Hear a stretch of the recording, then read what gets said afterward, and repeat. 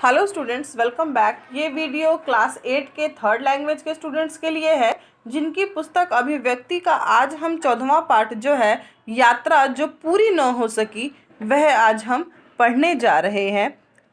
पाठ प्रवेश में पहले पढ़ेंगे हम कि क्या है। बच्चों, जब हम यात्रा करते हैं तो नए नए अनुभव मिलते हैं।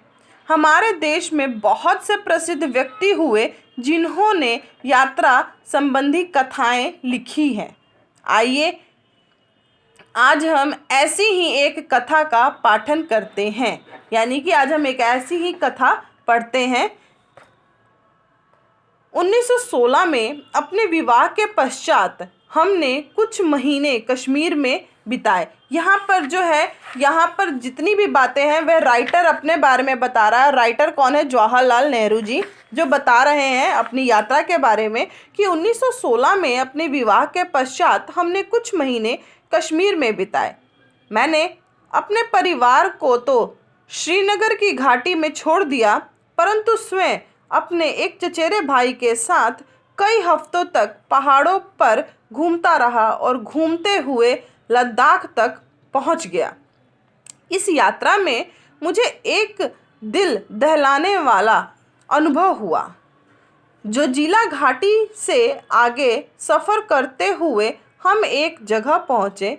मेरे ख्याल से वह मटायन कहलाती थी। जगह कौन सी कहलाती थी? मटायन। हमसे कहा गया था कि अमरनाथ की गुफाएं यहाँ से सिर्फ 8 मील दूर हैं। बीच में हिम से ढका हुआ एक बड़ा पहाड़ पड़ता था जिसे पार करना था, लेकिन उससे क्या 8 मील होते ही क्या है। हम दोनों में जोश खूब था, किंतु अनुभव नदारद, यानी कि उनमें जोश था लेकिन उनको अनुभव नहीं था। हमने अपने डेरे तंबू जो 12,100 फुट की ऊंचाई पर थे छोड़ दिए। हम एक छोटे से दल के साथ पहाड़ पर चढ़ने लगे। रास्ता दिखाने के लिए वहीं रहने वाला एक गड़रिया हमारे साथ था। हम लोगों ने रस्सियों की संकाल सी बनाकर एक दूसरे को बांध लिया। ऐसे ही बंधे हुए हमने कई बर्फीली नदियों को पार किया। हमारी मुश्किलें बढ़ती गई तथा सांस लेने में भी कठिनाई होने लगी, क्योंकि जिस तरह हम पहाड़ी पे चढ़ते जाते हैं तो ऑक्सीजन वहाँ पे क्या होता है, कम होने लगता है। सामान उठाने वालों में से कुछ के मुंह से खून निकलने लगा, हालांकि उन पर बहुत बोझ नहीं था। इधर बर्फ पड़ने लगी और बर्फीली नदियां भयानक रूप में रपटीली हो गई। हम लोग बुरी तरह थक गए थे। एक एक कदम आगे बढ़ाने के लिए बहुत कोशिश करनी पड़ती थी, लेकिन फिर भी हम आगे बढ़ते ही गए। हमने अपना खेमा सुबह 4 बजे छोड़ा था। 12 बजे तक लगातार चढ़ते रहने के बाद हमें एक विशाल हिम सरोवर देखने का सौभाग्य मिला। वहाँ का दृश्य बहुत ही सुंदर था।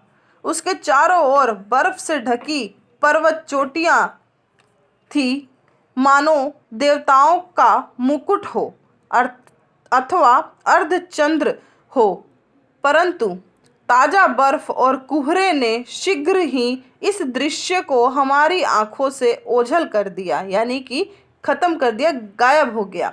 पता नहीं कि हम कितनी ऊंचाई पर थे, लेकिन मेरा ख्याल है कि हम लोग कोई 15-16 हज़ार फुट ऊंचाई पर ज़रूर होंगे, क्योंकि हम अमरनाथ की गुफा से बहुत ऊंचे थे।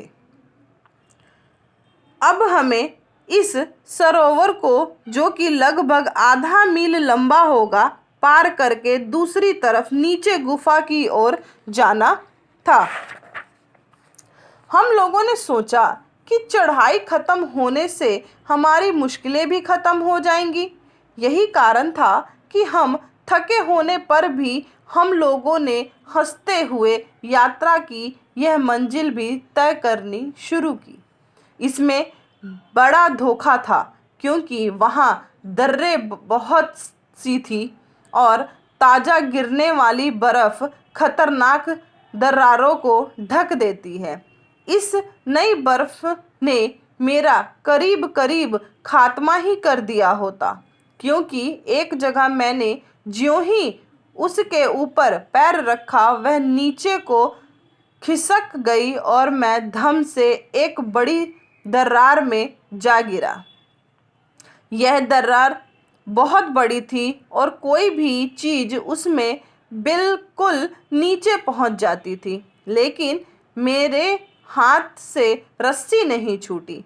मैं दरार की बाजू को पकड़े रहा और ऊपर खींच लिया गया। इस घटना से हम लोगों के होश उड़ गए थे। फिर भी हम लोग आगे चलते गए, लेकिन दरारों की तादाद और उनकी चौड़ाई आगे जाकर और भी बढ़ गई। इनमें से कुछ को पार करने में कोई साधन भी हमारे पास जो है वह नहीं था, इसलिए अंत में हम लोग थक हारे हताश ही लौट आए। इस प्रकार अमरनाथ की गुफा अनदेखी ही रह गई। यही थी कथा जो जवाहरलाल नेहरू जी ने लिखी थी कि यात्रा जो पूरी न हो सकी।